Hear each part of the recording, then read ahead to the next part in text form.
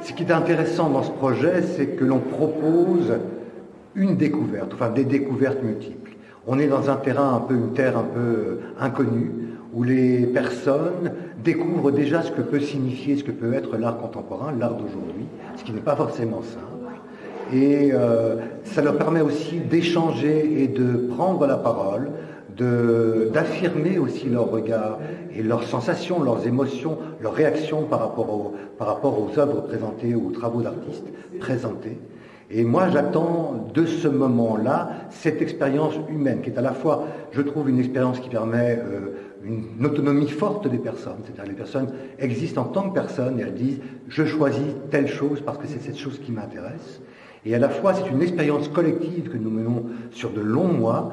Et cette expérience collective, je la crois infiniment précieuse, parce que cela permet aux personnes de vivre une expérience partagée dans un temps assez long. Et c'est ça qui est, je crois, assez unique.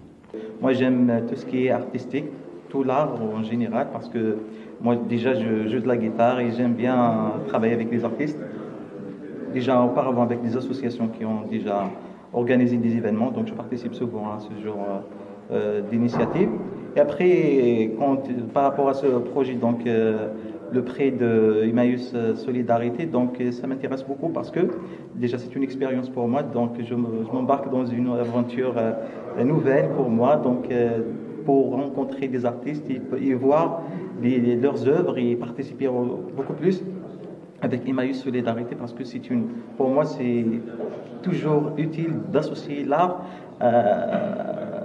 aux activités humanitaires. Donc moi je travaille beaucoup plus dans l'humanitaire, mais ça m'intéresse toujours de mettre l'art au service de l'humanitaire et de l'humain.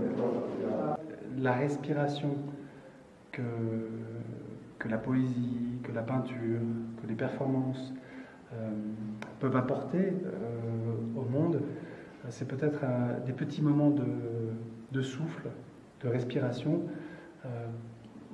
pour rêver, penser, faire des pas de côté sur d'autres choses. Et justement, quand le quotidien est très difficile, c'est peut-être le moment où apporter de la beauté, apporter du rêve et du questionnement, c'est important.